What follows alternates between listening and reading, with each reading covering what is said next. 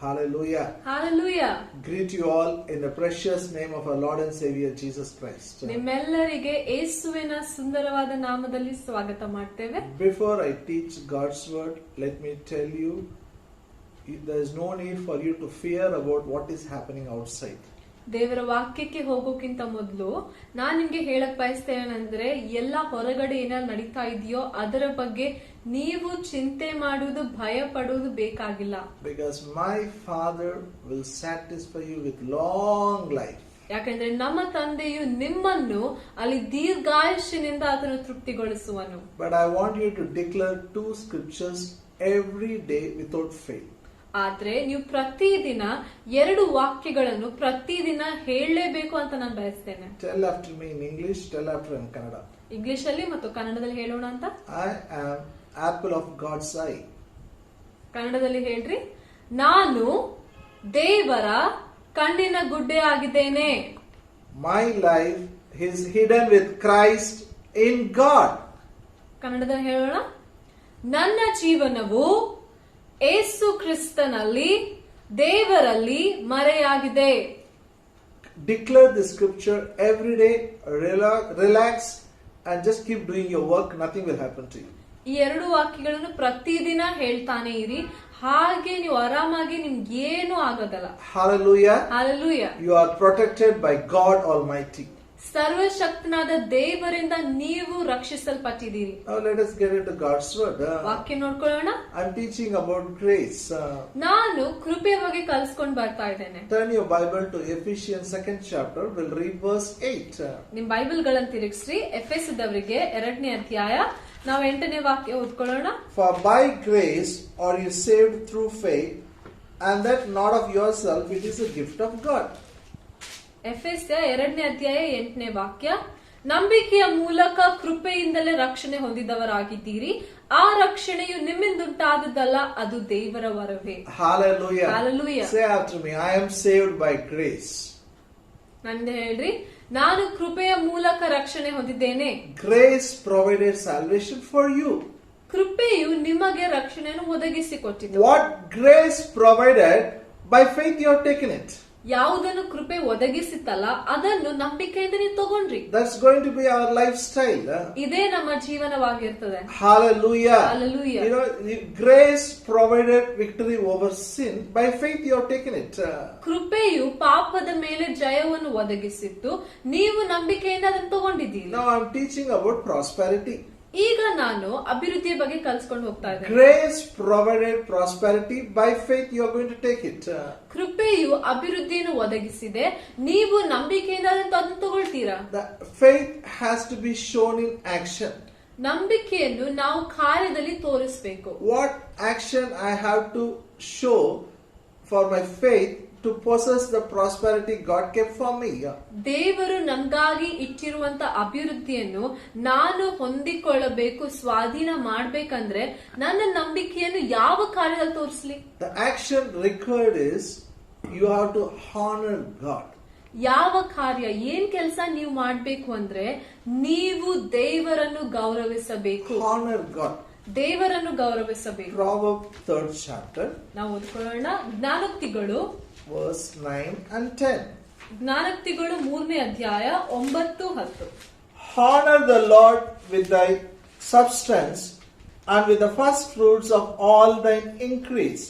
So shall thy barns be filled with plenty, and thy presses shall burst out with new wine. ಜ್ಞಾನೋಕ್ತಿಗಳು 3ನೇ ಅಧ್ಯಾಯ 9-10. ನಿನ್ನ ಆದಾಯದಿಂದಲೂ ಬೆಳೆಯ ಪ್ರಥಮ ಫಲದಿಂದಲೂ ಯೆಹೋವನನ್ನು ಸನ್ಮಾನಿಸು. ಹೀಗೆ ಮಾಡಿದರೆ ನಿನ್ನ ಕಣಜಗಳು ಸಮೃದ್ಧಿಯಿಂದ ತುಂಬುವವು, ತೊಟ್ಟಿಗಳಲ್ಲಿ ದ್ರಾಕ್ಷರಸವು ತುಂಬಿ ತುಳುಕುವುದು. Honor the Lord with your substance. ವಾಕ್ಯ ಏನ್ ಹೇಳ್ತಾ ಇದೆ? ನಿನ್ನ ಆದಾಯದಿಂದಲೂ ಬೆಳೆಯಿಂದಲೂ ದೇವರನ್ನು ಸನ್ಮಾನಿಸು. Your barns will be filled with plenty. ನಿನ್ನ ಕಣಜಗಳು ಸಮೃದ್ಧಿಯಿಂದ ತುಂಬುವವು. Your vats will overflow. ನಿನ್ನ ದ್ರಾಕ್ಷರಸ ತೊಟ್ಟಿಗಳು ತುಂಬಿ ತುಳುಕುವವು. They have written the scripture keeping the farmers in mind. ನೋಡ್ರಿ, ಈ ವಾಕ್ಯಗಳನ್ನು ಎಲ್ಲ ರೈತರನ್ನು ಮನಸ್ಸಿನಲ್ಲಿ ಇಟ್ಕೊಂಡು ಅವ್ರು ಬರ್ದಿದ್ದಾರೆ. If for today's language, if I have to interpret, I have to say like this. ನಾನು ಈಗಿನ ದಿನಗಳ ಬಗ್ಗೆ ಈ ವಾಕ್ಯವನ್ನು ಅರ್ಥೈಸಿ ಹೇಳ್ಬೇಕಾದ್ರೆ ಈ ರೀತಿಯಾಗಿ When ಹೇಳಿ, you honor the Lord with your substance, your bank accounts will be filled with plenty, and your cupboards will overflow with precious things. ನಿನ್ನ ಆದಾಯದಿಂದ, ನಿನ್ನ ಸಂಬಳದಿಂದ ದೇವರನ್ನು ಗೌರವಿಸಿದಾಗ ನಿನ್ನ ಬ್ಯಾಂಕ್ ಖಾತೆಯು ಅದು ಸಮೃದ್ಧಿಯಾಗಿ ತುಂಬಿರುವುದು ಮತ್ತು ನಿನ್ನ ಅಲ್ಮಾರಿಗಳು, ಕಬೋರ್ಡ್ಗಳು ಅದು ತುಂಬಿ ತುಳುಕುವುದು. Hallelujah. Hallelujah. Say after me, I will honor the Lord with my substance. All my bank accounts will be filled with plenty, and my cupboards will overflow with precious things. Amen. ನಾನಿದೆ ಹೇಳ್ರಿ ಕನ್ನಡದಲ್ಲಿ, ನನ್ನ ಆದಾಯದಿಂದ, ನನ್ನ ಸಂಬಳದಿಂದ ದೇವರನ್ನು ಗೌರವಿಸುವೆನು. ನನ್ನ bank ಖಾತೆಯು ಸಮೃದ್ಧಿಯಿಂದ ತುಂಬಿರುವುದು. ನನ್ನ ಅಲ್ಮಾರಿಗಳು, ಕಬೋರ್ಡ್ಗಳು ಅಲ್ಲಿ ಶ್ರೇಷ್ಠ ವಸ್ತುಗಳಿಂದ ತುಂಬಿ ತುಳುಕುವುದು. Now, how should I honor God? ಈಗ ನಾನು ಹೇಗೆ ದೇವರಿಗೆ ಗೌರವಿಸಲಿ? Honoring God means what is important for God should be important for you. ದೇವರನ್ನು ಗೌರವಿಸುವುದಂದ್ರೆ ಏನರ್ಥ ಅಂದ್ರೆ, ಯಾವ ವಿಷಯಗಳು ದೇವರಿಗೆ ಪ್ರಾಮುಖ್ಯವಾಗಿದೆಯೋ ನನಗೂ ಪ್ರಾಮುಖ್ಯವಾಗಿರ್ಬೇಕು. Honoring Lord with substance means what is important for God, there you have to spend your money. ನಿನ್ನ ಆದಾಯದಿಂದ ದೇವರನ್ನು ಗೌರವಿಸು ಅಂದ್ರೆ ಯಾವ ಯಾವ ವಿಷಯಗಳು ದೇವರಿಗೆ ಪ್ರಾಮುಖ್ಯವಾಗಿದೆಯೋ ಅದರಲ್ಲಿ ನಿನ್ನ ಹಣವನ್ನು ಹಾಕಬೇಕು. So three ways you can honor God. ನೀವು 3 ರೀತಿಯಲ್ಲಿ ದೇವರನ್ನು ಗೌರವಿಸಬಹುದು. Number 1, you can give for gospel. ಮೊದಲನೇದಾಗಿ ಸುವಾರ್ತೆಗಾಗಿ ನಿಮ್ಮ ಹಣವನ್ನು ಕೊಡಬಹುದು. We have to preach the gospel, we have to teach the gospel. ಸುವಾರ್ತೆಯನ್ನು ನಾವು ಸಾರಬೇಕು, ಕಲಿಸಬೇಕು. Because gospel brings man back to God. ಯಾಕೆಂದ್ರೆ ಸುವಾರ್ತೆಯು ಮನುಷ್ಯನನ್ನು ತಿರುಗಿ ದೇವರ ಹತ್ರ ತರ್ತದೆ. Gospel is number 1 priority for God. ದೇವರಿಗೆ ಸುವಾರ್ತೆಯು ಎಲ್ಲದರಲ್ಲಿಯೂ ಪ್ರಾಮುಖ್ಯವಾಗಿದೆ. And second one is honoring our parents. ಎರಡನೇದಾಗಿ ನಮ್ಮ ತಂದೆ ತಾಯಿಯರನ್ನು ಗೌರವಿಸುವಂತದ್ದು. It is very important. ಇದು ಬಹಳ ಮುಖ್ಯ. Family is ordained by God. ಕುಟುಂಬವು ದೇವರಿಂದ ನೇಮಿಸಲ್ಪಟ್ಟಿದೆ. God has designed the family in such a way, when children were young, parents used to take care of the parents, used to provide for them. ಕುಟುಂಬವನ್ನು ದೇವರು ಈ ರೀತಿಯಾಗಿ ಆತನ ಸ್ಥಾಪಿಸಿದ್ದಾನೆ ನೋಡ್ರಿ. ಯಾವಾಗ ಮಕ್ಕಳು ಚಿಕ್ಕವರಾಗಿರ್ತಾರೋ ತಂದೆ ತಾಯಂದಿರು ಅವರನ್ನು ನೋಡ್ಕೊಳ್ತಾರೆ, ಅವರಿಗೆ ಬೇಕಾದದೆಲ್ಲವನ್ನು ಒದಗಿಸಿ ಕೊಡ್ತಾರೆ. I have shared last week, it is in 2 Corinthians 12:4, children should be taken care by parents. ನಾನು ಹೋದ್ವಾರ ಕೂಡ ಕಲಿಸಿದ್ದೇನೆ. ಏನಂದ್ರೆ ಅದು 2 ಕೊರಿಂಥ 12ನೇ ಅಧ್ಯಾಯ 4ನೇ ವಾಕ್ಯದಲ್ಲಿ ಬರೆಯಲ್ಪಟ್ಟಿದೆ, ಮಕ್ಕಳು ತಂದೆ ತಾಯರಿಂದ Parents have to provide for children. ತಂದೆ ತಾಯರು ಮಕ್ಕಳಿಗೆ ಒದಗಿಸಿ ಕೊಡ್ಬೇಕು. But when children grow, they have to pay them back. Bible says. Bible ಹೇಳ್ತಿದೆ, ಮಕ್ಕಳು ಬೆಳೆದ ಮೇಲೆ ಆ ಮಕ್ಕಳು ತಮ್ಮ ತಂದೆ ತಾಯರಿಗೆ ತಿರುಗಿ ಅವರು ಒದಗಿಸಿ ಕೊಡ್ಬೇಕು. And it is good and acceptable before God. ಮತ್ತು ಈ ವಿಷಯವು ದೇವರ ದೃಷ್ಟಿಯಲ್ಲಿ ಅದು ಒಳ್ಳೆಯದಾಗಿದೆ, ಮೆಚ್ಚುಗೆ ಉಳ್ಳದಾಗಿದೆ. If there are any widows in the family, you have to take care. ಮನೆಯಲ್ಲಿ ಯಾವುದೇ ವಿಧವೆಗಳಿದ್ರೆ ಅವರನ್ನು ಕೂಡ ನೋಡ್ಕೊಳ್ಬೇಕು. It is good and acceptable before God. ಈ ಮಾತು ದೇವರ ದೃಷ್ಟಿಯಲ್ಲಿ ಅದು ಒಳ್ಳೆಯದಾಗಿದೆ ಮತ್ತು ಮೆಚ್ಚುಗೆ ಉಳ್ಳದಾಗಿದೆ. Taking care of parents is you are paying them back. You are showing your spirituality at home. ನೀವು ನಿಮ್ಮ ತಂದೆ ತಾಯಿಯರನ್ನು ನೋಡ್ಕೊಳ್ತಾ ಇದ್ರೆ ಅವರು ನಿಮಗೆ ಮಾಡಿದ್ದನ್ನು ನೀವು ತಿರುಗಿ ಅವರಿಗೆ ಕಟ್ತಾ ಇದ್ದೀರಿ, ಅವರಿಗೆ ನಿಮ್ಮ ಆತ್ಮಿಕ ಗೌರವವನ್ನು ಸಲ್ಲಿಸ್ತಾ ಇದ್ದೀರಿ. First, you should be spiritual in home. ಮೊದಲನೇದಾಗಿ ನಾವು ನಮ್ಮ ಮನೆಯಲ್ಲಿಯೇ ಭಕ್ತಿಯನ್ನು, ಆತ್ಮಿಕತೆಯನ್ನು ತೋರಿಸಬೇಕು. We all are very spiritual people in the church. ನಾವೆಲ್ಲರೂ ಹೊರಗೆ ಸಭೆಯಲ್ಲಿ ಬಹಳ ಆತ್ಮಿಕವಾಗಿ ಕಾಣಿಸಿಕೊಳ್ತೇವೆ. We pray, preach, we do everything.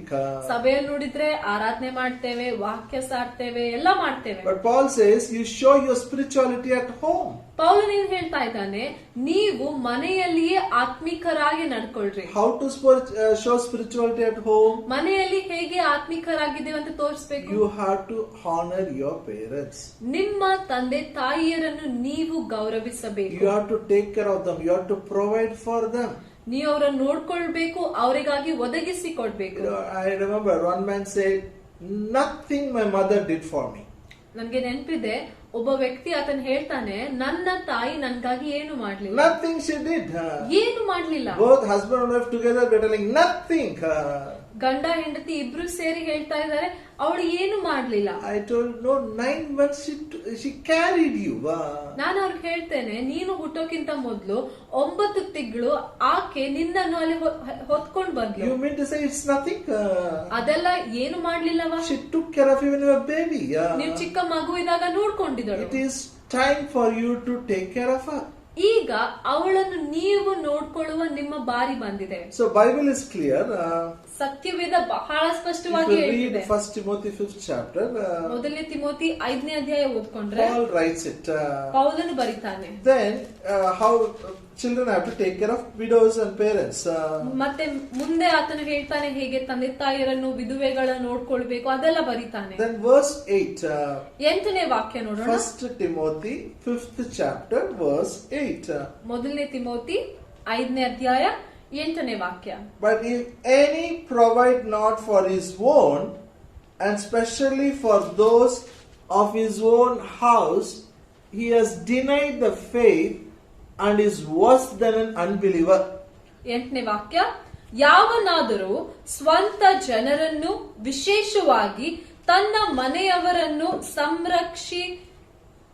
ಸಂರಕ್ಷಿಸದೆ ಹೋದರೆ ಅವನು ಕ್ರಿಸ್ತ ನಂಬಿಕೆಯನ್ನು ತಿರಸ್ಕರಿಸಿದವನು, ನಂಬದವನಿಗಿಂತ ಕಡೆಯಾದವನು ಆಗಿದ್ದಾನೆ. Hallelujah. Hallelujah. Paul comes, severely on this teaching.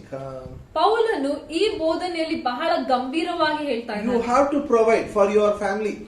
ನಿನ್ನ ಮನೆಯವರಿಗೆ ನೀನೇ ಒದಗಿಸಿ ಕೊಡ್ಬೇಕು. If you are not provided, that person he is not fit to be called Christian. ಆತನು ಹೇಳ್ತಾನೆ, ನೀವು ನಿನ್ ಮನೆಯವರಿಗಾಗಿ ಏನು ಮಾಡ್ಲಿಲ್ಲ ಅಂದ್ರೆ ನೀವು ವಿಶ್ವಾಸಿಗಳು, ಕ್ರೈಸ್ತಿಯರು ಅಂತ ಹೇಳ್ಕೊಳ್ಳಕ್ಕೆ ಅಯೋಗ್ಯರು. That person has denied the faith. ಆ ವ್ಯಕ್ತಿ ನಂಬಿಕೆಯನ್ನೇ ತಿರಸ್ಕರಿಸಿದ್ದಾನೆ. He is worse than unbeliever. ಆತನು ಅವಿಶ್ವಾಸಿಗಿಂತಲೂ ಆತನು ಕೀಳಾಗಿದ್ದಾನೆ. I am repeating it again. ಇನ್ನೊಂದ್ಸಲ ಹೇಳ್ತಾ ಇದ್ದೇನೆ. Family is God ordained. ಕುಟುಂಬವು ದೇವರಿಂದ ನೇಮಿಸಲ್ಪಟ್ಟಿದೆ. Parents should provide for children. ತಂದೆ ತಾಯಂದಿರು ಮಕ್ಕಳಿಗಾಗಿ ಒದಗಿಸಿ ಕೊಡಬೇಕು. Children to pay back, take care of the parents. ಮಕ್ಕಳು ಆಮೇಲೆ ತಂದೆ ತಾಯಿಯನ್ನು ನೋಡ್ಕೊಳ್ಬೇಕು, ಅವರಿಗೆ ತಿರುಗಿ ಅವರು ಮಾಡಬೇಕು. So both parents and children together, I'm saying, if you fail your responsibility, you are worse than an unbeliever. ಈಗ ನಾನು ತಂದೆ ತಾಯಂದಿರಿಗೂ ಮಕ್ಕಳಿಗೂ ಹೇಳ್ತಾ ಇದ್ದೇನೆ, ನೀವು ನಿಮ್ಮ ಜವಾಬ್ದಾರಿ ಮಾಡ್ಲಿಲ್ಲ, ಅದನ್ನು ಪೂರ್ತಿ ಮಾಡ್ಲಿಲ್ಲ ಅಂದ್ರೆ ಅವಿಶ್ವಾಸಿಗಳಿಗಿಂತಲೂ ಕೀಳಾಗಿರ್ತೀರಿ. It's very serious business. ನೋಡ್ರಿ, ಇದು ಬಹಳ ಗಂಭೀರವಾಗಿರುವಂತ ವಿಷಯವಾಗಿದೆ. But when you provide, you are honoring God who honors the family.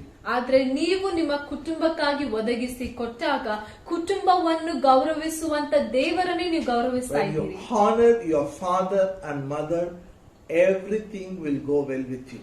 ನೀವು ನಿಮ್ಮ ತಂದೆ ತಾಯಂದರಿಗೆ ಗೌರವಿಸಿದಾಗ ನಿಮ್ಮೊಟ್ಟಿಗೆ ಎಲ್ಲವೂ ಒಳ್ಳೆಯದಾಗಿ ನಡೀತದೆ. You will have a long life. ನಿಮಗೆ ದೀರ್ಘಾಯುಷು ಇರ್ತದೆ. Hallelujah. Hallelujah. Actually, this long life you cannot buy it with money. ನಾನು ನಿಮ್ಗೆ ಹೇಳಿದ್ದೆ, ಈ ದೀರ್ಘಾಯುಷನ್ನು ನೀವು ಹಣದಿಂದ ಖರೀದಿ ಮಾಡಕ್ಕಾಗಲ್ಲ. But poorest man can have a long life when he follows God's principle.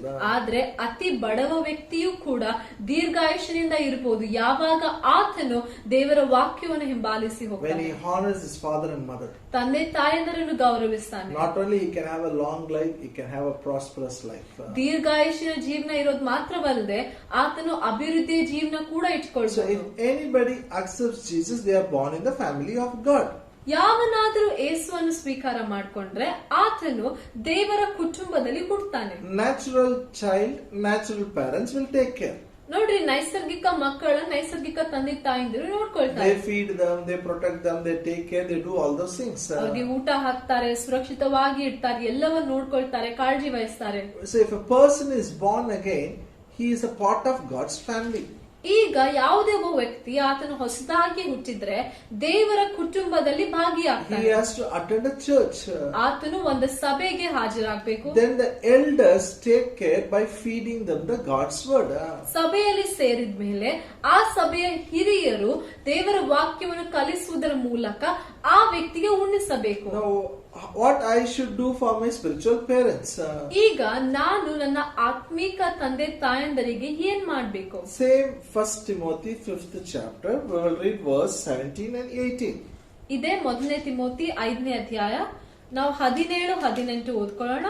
Let the elders that rule well be counted worthy of double honor, especially they who labor in the word and doctrine.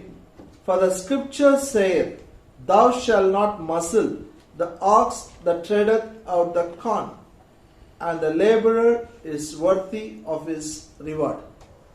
17-18 ಓದ್ತೇನೆ. ಚೆನ್ನಾಗಿ ಅಧಿಕಾರ ನಡೆಸುವ ಸಭೆಯ ಹಿರಿಯರನ್ನು, ಅವರೊಳಗೆ ವಿಶೇಷವಾಗಿ ಪ್ರಸಂಗದಲ್ಲಿಯೂ ಉಪದೇಶದಲ್ಲಿಯೂ ಕಷ್ಟಪಡುವವರನ್ನು ಇಮ್ಮಡಿಯಾದ ಮಾನಕ್ಕೆ ಯೋಗ್ಯರೆಂದು ಎಣಿಸಬೇಕು.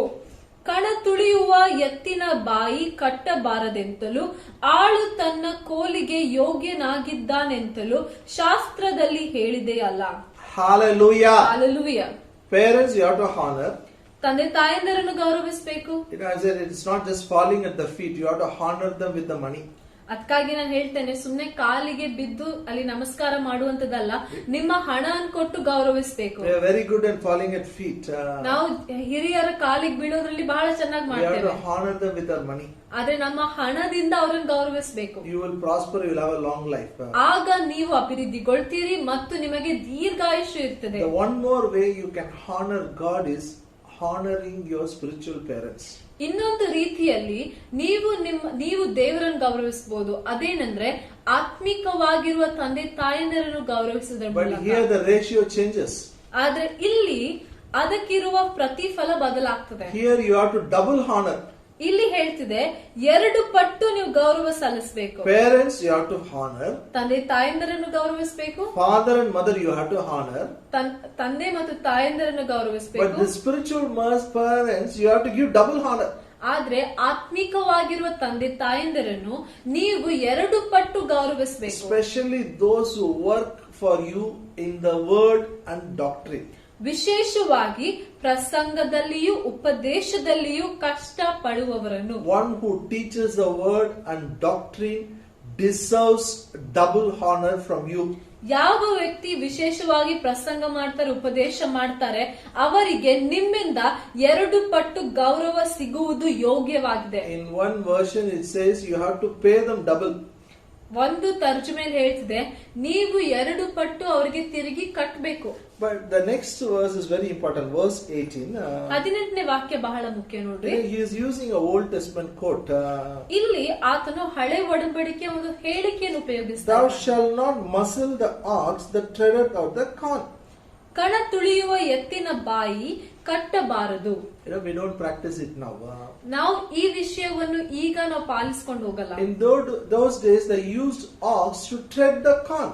ಆಗಿನ ಕಾಲದಲ್ಲಿ ಕಣವನ್ನು ತುಳಿಬೇಕಾದ್ರೆ ಎತ್ತನ್ನು ಉಪಯೋಗಿಸ್ತಾ When ಇದ್ರು. it uses, it will fall. That corn will fall. When it tread, it falls. The powder will fall.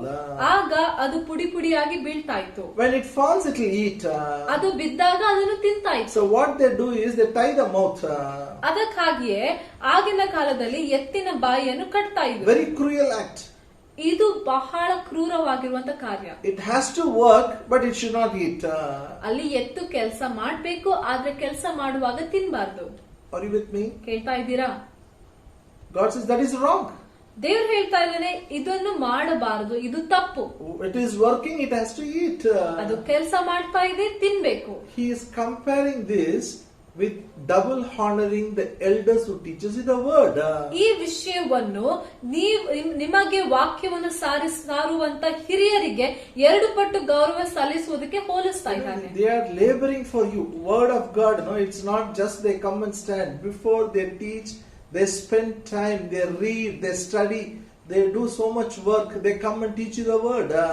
ಅಲ್ಲಿ ಹೇಳ್ತಾ ಇದೆ ವಾಕ್ಯದಲ್ಲಿ ಏನಂದ್ರೆ ಅವರು ನಿಮ್ಗಾಗಿ ಕಷ್ಟ ಪಡ್ತಾ ಇದ್ದಾರೆ, ಸುಮ್ನೆ ಬಂದು ಸಾರುವಂತದ್ದಲ್ಲ. ವಾಕ್ಯ ಸಾರ್ಬೇಕಾದ್ರೆ ಎಷ್ಟೊಂದು ಅಧ್ಯಯನ ಮಾಡಿ ಕಲ್ತ್ಕೊಂಡು ಆಮೇಲೆ ಬಂದು ನಿಮ್ಗೆ ಹೇಳ್ಬೇಕು. Paul says the laborer is worthy of his reward. ಪೌಲನ್ ಹೇಳ್ತಾನೆ, ಯಾರು ಕೆಲಸ ಮಾಡ್ತಾನೋ ಅಲ್ಲಿ ಕಷ್ಟ ಪಡುವಾತನಿಗೆ ತನ್ನ ಬಹುಮಾನ ಸಿಗುವುದಕ್ಕೆ ಆತನು ಯೋಗ್ಯನು. Hallelujah. Hallelujah. You know, some people tell, Pastor, what work you have? Sunday, only one day in a week you are working. Maximum Bible study 2 days. All other days is holidays. ಕೆಲವು ಜನರು ಹೇಳ್ತಾರೆ, pastor ನಿಮ್ಗೇನ್ ಕೆಲಸ, ರವಿವಾರ ಒಂದಿನ ಬಂದು ವಾಕ್ಯ ಸಾರ್ತೀರಾ, Tuesday Bible study ಇದ್ರೆ ಮಂಗಳವಾರ ದಿನ ಬಂದು ವಾಕ್ಯ ಸಾರ್ತೀರಾ, ಬೇರೆ ಎಲ್ಲ ದಿನ ಏನ್ ಕೆಲಸ, ಏನಿಲ್ಲ ಅಲ್ಲ. What you see me Sunday talking with you from the Bible is my hard work I do for 1 week. ನಾನ್ ರವಿವಾರ ದಿನ ವಾಕ್ಯವನ್ನು ಏನ್ ಸಾರ್ತೇನೋ ಬೈಬಲ್ ಇಂದ ಆ ವಾಕ್ಯವನ್ನು ಸಾರ್ಬೇಕಾದ್ರೆ 1 ವಾರ ನಾನು ಕಷ್ಟಪಟ್ಟು ವಾಕ್ಯವನ್ನು ಕಲ್ತಿರುವಂತ. Hallelujah. Hallelujah. We have to honor. ನಾವು ನಮ್ಮ ಆತ್ಮಿಕ ತಂದೆ ತಾಯಂದರು ಗೌರವಿಸಬೇಕು. Especially those who teach the word. Bible says we have to share all things with them. ವಿಶೇಷವಾಗಿ ಬೈಬಲ್ ಹೇಳ್ತದೆ, ಯಾರು ನಮ್ಗೆ ವಾಕ್ಯವನ್ನು ಸಾರಿ ಕೊಡ್ತಾರೋ ಅವರಿಗೆ ನಾವು ನಮ್ಮಲ್ಲಿರುವಂತದನ್ನು ಅಲ್ಲಿ ಹಂಚಿಕೊಳ್ಳಬೇಕು. Galatians 6:6. ಗಲಾತ್ಯದವರಿಗೆ ಬರೆದ ಪತ್ರಿಕೆ 6ನೇ ಅಧ್ಯಾಯ 6ನೇ ವಾಕ್ಯ. Let him that is taught in the word communicate unto him that teacheth in all good things. ದೇವರ ವಾಕ್ಯದಲ್ಲಿ ಉಪದೇಶ ಹೊಂದುವವನು ಉಪದೇಶ ಮಾಡುವವನಿಗೆ ತನಗಿರುವ ಎಲ್ಲಾ ಒಳ್ಳೆವುಗಳಲ್ಲಿ ಪಾಲು ಕೊಡಲಿ. All good things. ತನಗಿರುವ ಎಲ್ಲಾ ಒಳ್ಳೆವುಗಳಲ್ಲಿ. Say, I will share all good things. ನನ್ನಿಂದ ಹೇಳ್ರಿ, ಎಲ್ಲಾ ಒಳ್ಳೆವುಗಳಲ್ಲಿ ನಾನು ಹಂಚಿಕೊಡ್ತೇನೆ. What all good things you have?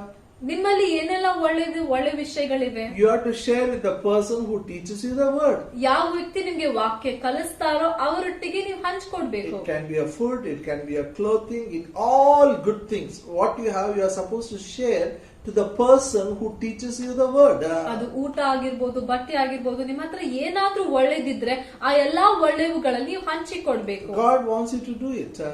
ನೀವು ಇದನ್ನ ಮಾಡ್ಬೇಕು ಅಂತ ದೇವ್ರು ತಾನೇ ಬಯಸ್ತಾನೆ. I practice it. ನಾನ್ ಕೂಡ ಇದನ್ನು ಅಲ್ಲಿ ಪಾಲಿಸಿ ಹೋಗ್ತೇನೆ. I am a pastor. Non pastor ಆಗಿದ್ದೇನೆ. I teach people the word. ನಾನ್ ಜನರಿಗೆ ವಾಕ್ಯ ಕಲಿಸ್ತೇನೆ. People come and give me. ಜನರು ಬಂದು ನಮ್ಗೆ ಕೊಡ್ತಾರೆ. But I honor some spiritual parents whom I have accepted in my life. ನನ್ನ ಜೀವನದಲ್ಲಿ ನಾನು ಆತ್ಮಿಕ ತಂದೆ ತಾಯಂದಿರನ್ನು ಕೊಂಡಿರುವವರನ್ನು ನಾನು ಅವರಿಗೆ ಗೌರವಿಸ್ತೇನೆ. Since you are my church, I am saying this. ನೀವು ನನ್ನ ಸಭೆಯವರಾಗಿರುವ ಕಾರಣ ಹೇಳ್ತಾ ಇದ್ದೇನೆ. Whatever I get, my tithe or 1/10 what we get in the church, I give to Brother Rambabu. I accept and invest my spiritual parent. ನನ್ಗೆ ಏನೆಲ್ಲ ಸಿಕ್ತದೋ, ನಮ್ಮ ಸಭೆಯಲ್ಲಿ ಏನೆಲ್ಲ ದಶಾಂಶ ಸಿಕ್ತದೋ ಅದರಲ್ಲಿ ನಾನು 10ರಲ್ಲಿ 1 ಭಾಗ ನಮ್ಮ ಆತ್ಮಿಕ ತಂದೆ ಆಗಿರುವಂತ ಬ್ರದರ್ ರಾಂಬಾಬು ಅವರಿಗೆ ನಾನು ಕಳಿಸ್ತೇನೆ. It is give means not just give 500,000. We have to give them real honor. We should give. ನಾವು ಕೊಡುವುದರಲ್ಲಿ ಸುಮ್ನೆ ಸ್ವಲ್ಪ ಕೊಡುವಂತದಲ್ಲ, ನಿಜವಾಗಿ ಅಲ್ಲಿ ಗೌರವ ಸಲ್ಲಿಸಿ ಕೊಡ್ಬೇಕು. I have a pastor in Chennai who gave me a baptism.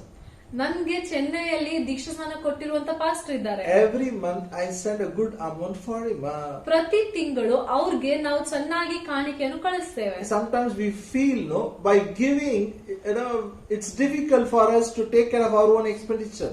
ಕೆಲವೊಂದ್ಸಲ ನಮಗೆ ಅನಿಸ್ತದೆ, ನಾನ್ ಕೊಟ್ರೆ ನಮ್ಮ ಖರ್ಚುಗಳನ್ನು ಹೇಗೆ ನಾವು ಪೂರ್ತಿ ಮಾಡಬೇಕು. My friend, you do what the Lord wants you to do it, you will never lack anything in life. ನನ್ನ ಸ್ನೇಹಿತರೆ, ದೇವರು ನೀವೇನ್ ಮಾಡ್ಬೇಕು ಅಂತ ಬಯಸ್ತಾನ ಅದನ್ನ ಮಾಡಿದ್ರೆ ನಿಮ್ಗೆ ಯಾವುದೇ ಕೊರತೆ ಇರೋದಿಲ್ಲ ಜೀವನದಲ್ಲಿ. My pastor in Chennai doesn't call me. ಚೆನ್ನೈಲಿರುವಂತ ಪಾಸ್ಟರ್ ನನಗೆ ಕಾಲ್ ಮಾಡುವುದಿಲ್ಲ. I don't know how much is this expenditure.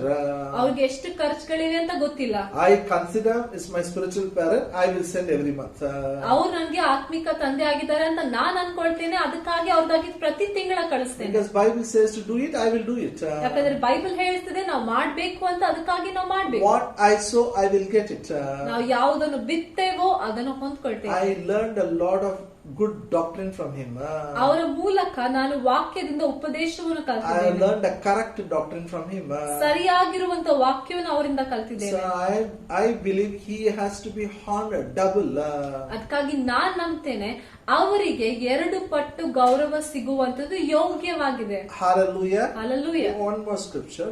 ಇನ್ನೊಂದು ವಾಕ್ಯ ನೋಡೋಣ. Come with me to Hosea 4th chapter verse 9. ನೋಡ್ಕೊಳ್ಳೋಣ. ಹೋಶೇಯ 4ನೇ ಅಧ್ಯಾಯ 9ನೇ ವಾಕ್ಯ. 4th chapter verse 9. ಹೋಶೇಯ 4ನೇ ಅಧ್ಯಾಯ 9ನೇ ವಾಕ್ಯ.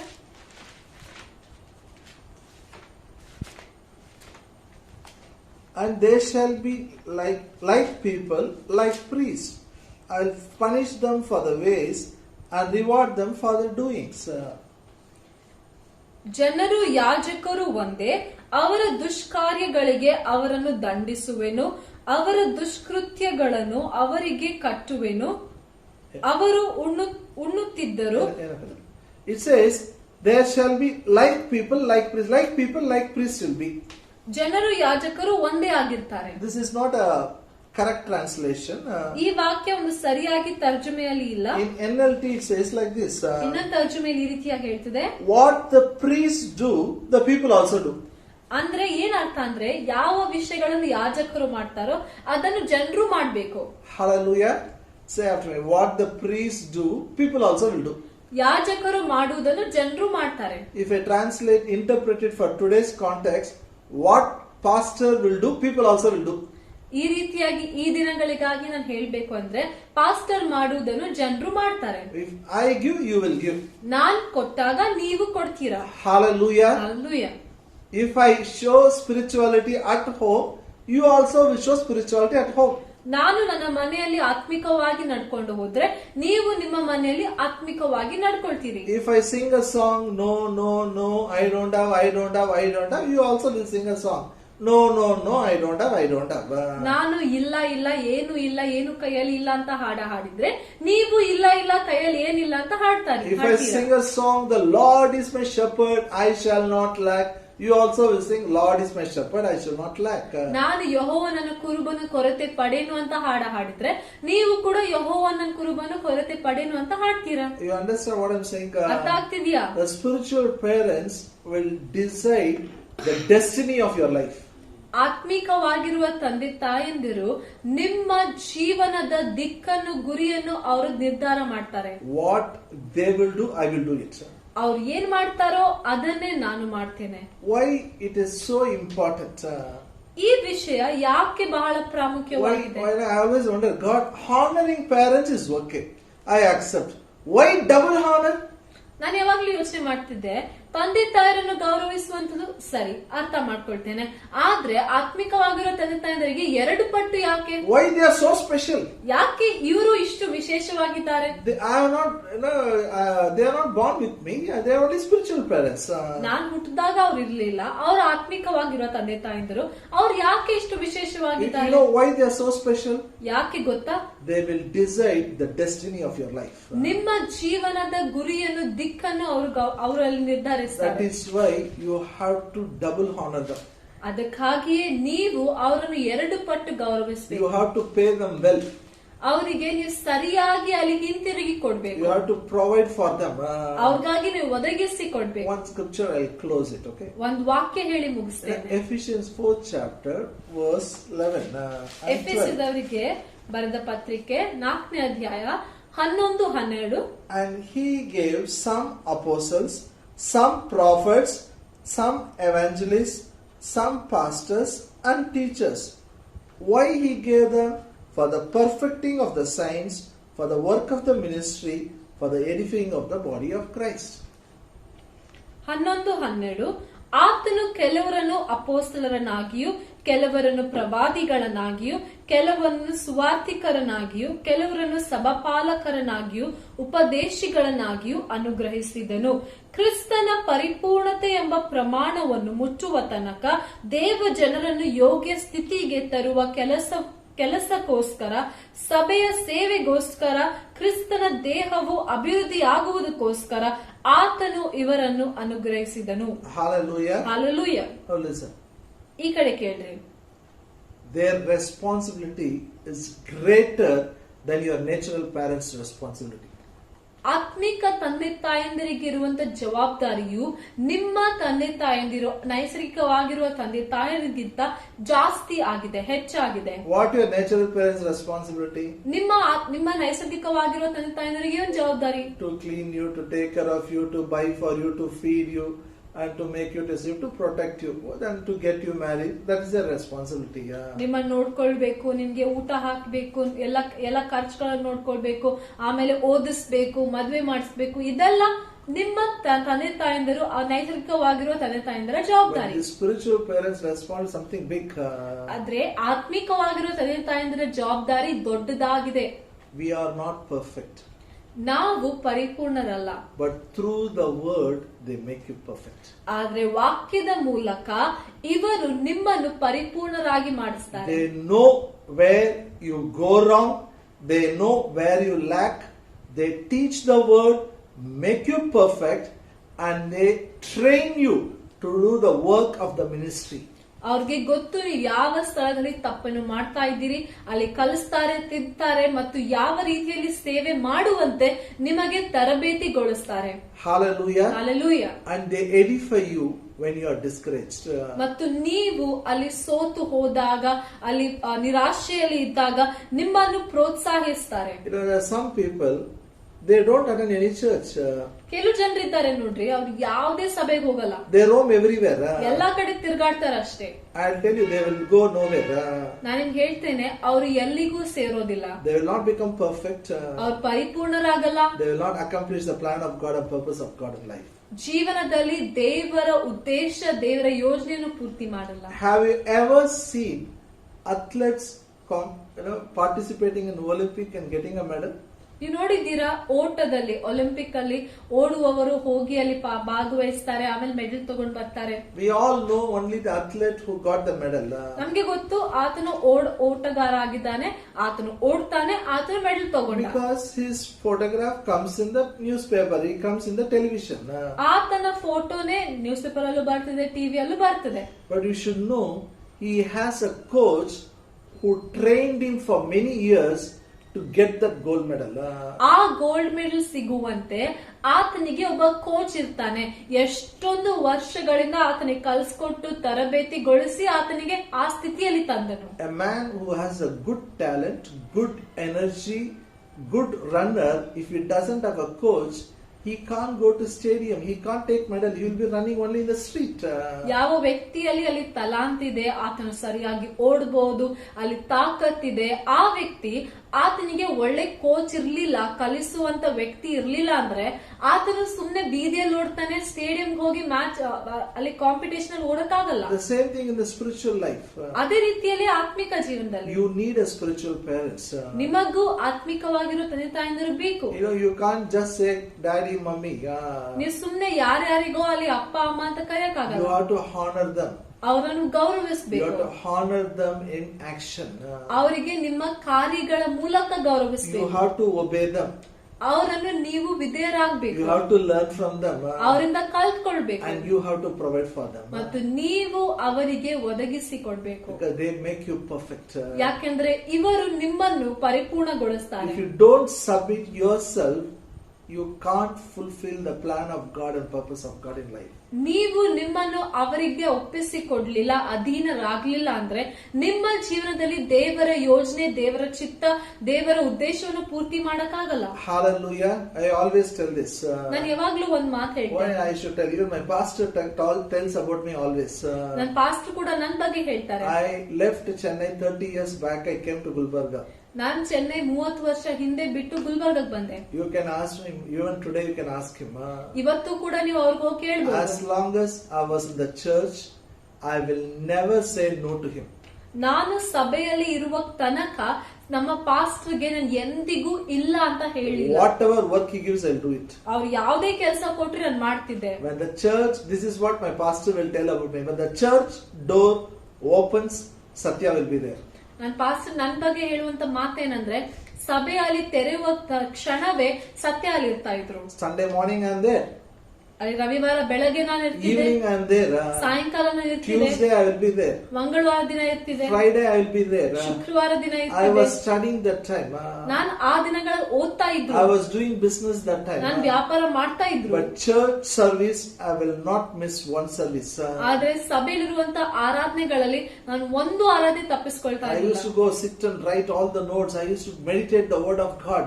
ನಾನು ಹೋಗಿ ಕುಂತ್ಕೊಂಡು ವಾಕ್ಯವನ್ನು ಕಲಿತಾ ಇದ್ದೆ, ಬರಿತಾ ಇದ್ದೆ, ವಾಕ್ಯವನ್ನು ಧ್ಯಾನಿಸ್ತಾ ಇದ್ದೆ. Not only I was receiving, I was giving also my time to the church. ನಾನು ಸಭೆಯಿಂದ ವಾಕ್ಯ ಹೊಂದ್ಕೊಳ್ಳೋದು ಮಾತ್ರವಲ್ಲದೆ ಸಭೆಗಾಗಿ ನಾನು ಸಮಯವನ್ನು ಕೂಡ If ಕೊಡ್ತಾ ಇದ್ದೆ. any newcomers comes, I will visit their house. My pastor will send me. ಯಾರಾದ್ರೂ ಸಭೆಗೆ ಹೊಸಬ್ರು ಬಂದ್ರೆ ನಾನು ಅವ್ರ ಮನೆಗೆ ಹೋಗಿ ಭೇಟಿ ಕೊಡ್ತಾ ಇದ್ದೆ, ಪಾಸ್ಟರ್ ಅನ್ನು ಕಳಿಸ್ತಾ I ಇದ್ದೆ. used to bring them to the church. ಅವರಿಗೆ ಸಭೆ ಕರ್ಕೊಂಡು ಬರ್ತಾ I ಇದ್ದೆ. used to go to my church office and type letters for my pastor. ನನ್ನ ಸಭೆಯ ಆಫೀಸ್ ಅಲ್ಲಿ ನಾನು ಹೋಗಿ ಪಾಸ್ಟರ್ ಗಾಗಿ ಅಲ್ಲಿ ಟೈಪಿಂಗ್ ಮಾಡ್ತಾ ಇದ್ದೆ. Hallelujah. I am not ashamed to tell this. ನಾನು ಇದನ್ನೆಲ್ಲ ಮಾಡಿದ್ದೀನಿ ಅಂತ ಹೇಳ್ಕೊಳಕ್ಕೆ ನಾಚಿಕೊಳ್ಳಲ್ಲ. Even today, ಇವತ್ತು ಕೂಡ if my pastor says, come, I will go. ಅವ್ರು ಇವತ್ತಿಗೂ ಬಾ ಅಂತ ಹೇಳಿದ್ರೆ ನಾನು ಹೋಗ್ತೇನೆ. He says, sometimes he comes to do a pastor's conference in Maharashtra. ಕೆಲವೊಂದ್ಸಲ ಅವ್ರು ಮಹಾರಾಷ್ಟ್ರದಲ್ಲಿ ಕಾನ್ಫರೆನ್ಸ್ ಮಾಡೋದಕ್ಕಾಗಿ ಬರ್ತಾರೆ. One of my associate pastor, John Abraham, he'll call me and say, I am coming tomorrow. Come and join me. Yes, tomorrow I will be there. ಅಲ್ಲಿ ಒಬ್ರು pastor ಇದ್ದಾರೆ, John Abraham ಅಂತ. ಅವ್ರು ಹೇಳ್ತಾರೆ ನಾನೀಗ ಬರ್ತಾ ಇದ್ದೇನೆ ಅಂತ ಹೇಳಿದ್ರೆ ನಾನು ಸರಿ ನಾನು ಬರ್ತೀನಿ ಅಂತ I ಹೇಳ್ತೇನೆ. have never said no, I won't. ನಾನು ಎಂದಿಗೂ ಅವ್ರಿಗೆ ಹೇಳಿಲ್ಲ ಇಲ್ಲ ಬರಕ್ಕಾಗಲ್ಲ. There is power in submission. ನಾವು ಇನ್ನೊಬ್ಬರಿಗೆ ದೀನರಾದ್ರೆ ಆಗ ಅಲ್ಲಿ ಶಕ್ತಿ ಇದೆ. And I have gained more by submitting and working for them. ಅವರಿಗೆ ಅಧೀನರಾಗೋದ್ರ ಮೂಲಕ, ಅವರಿಗೆ ಒಪ್ಪಿಸಿ ಕೊಡೋದ್ರ ಮೂಲಕ ನಾನು ಅಲ್ಲಿ ಎಷ್ಟೊಂದು ಲಾಭವಾಗಿ ತಗೊಂಡಿದ್ದೇನೆ. When you honor them, you honor God. ನೀವು ಅವರಿಗೆ ಗೌರವಿಸಿದಾಗ ದೇವರನ್ನೇ ಗೌರವಿಸ್ತೀರಿ. Hallelujah. Hallelujah. Shall we pray? ಪ್ರಾರ್ಥನೆ ಮಾಡಿಕೊಳ್ಳೋಣ. Shall we pray? Father, I pray in the name of Jesus. ಅಪ್ಪ ತಂದೆ, ಯೇಸುವಿನ ನಾಮದಲ್ಲಿ ಪ್ರಾರ್ಥಿಸ್ತೇವೆ. I pray for all the believers. ಎಲ್ಲಾ ವಿಶ್ವಾಸಿಗಳಿಗಾಗಿ They ಪ್ರಾರ್ಥಿಸ್ತೇವೆ. will honor you with the substance. ತಮ್ಮ ಆದಾಯದಿಂದ ನಿನ್ನನ್ನು ಗೌರವಿಸಲಿ. They will spend for gospel. ಸುವಾರ್ತೆಗಾಗಿ ಅವರು ಹಣವನ್ನು ಹಾಕಲಿ. Lord, I pray they'll honor their father and mother. ಅವರ ತಂದೆ ತಾಯಂದಿರನ್ನು ಗೌರವಿಸಲಿ. And they'll honor, they will give double honor for the spiritual parents. ಮತ್ತು ತಮ್ಮ ಆತ್ಮಿಕ ತಂದೆ ತಾಯಂದಿರಿಗೆ ಕೂಡ 2 ಪಟ್ಟು ಗೌರವವನ್ನು ಸಲ್ಲಿಸಲಿ. I declare everything will go well with them.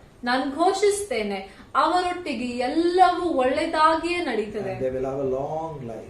ಮತ್ತು ಪ್ರತಿಯೊಬ್ಬರಿಗೆ ದೀರ್ಘಾಯುಷ್ಯ ಇರ್ತದೆ. In Jesus' name we pray. ಯೇಸುವಿನ ನಾಮದಲ್ಲಿ ಪ್ರಾರ್ಥಿಸ್ತೇವೆ. Amen. Amen. Amen. Hallelujah. Hallelujah. Before I pray for your tithes and offerings, I'd like to make some announcements. ನಾನು ಕಾಣಿಕೆ ಮತ್ತು ದಶಾಂಶಗಳಿಗಾಗಿ ಪ್ರಾರ್ಥನೆ ಮಾಡೋಕ್ಕಿಂತ ಮುಂಚೆ ಕೆಲವು ಪ್ರಕಟಣೆಗಳನ್ನು ಹೇಳ್ತೇನೆ, ಕೇಳ್ರಿ. Till we gather in our church building, we will send you the messages in YouTube. ನಾವು ಸಭೆಯಲ್ಲಿ ಆರಾಧನೆಗಾಗಿ ಸೇರೋವರೆಗೆ ನಾವು ಯೂಟ್ಯೂಬ್ ಮೂಲಕನೇ ನಮ್ಮ ಆರಾಧನೆಗಳನ್ನು ಸಂದೇಶಗಳನ್ನು ನಡೆಸ್ತೇವೆ, ನಿಮಗೆ ಕಳಿಸಿಕೊಡ್ತೇವೆ.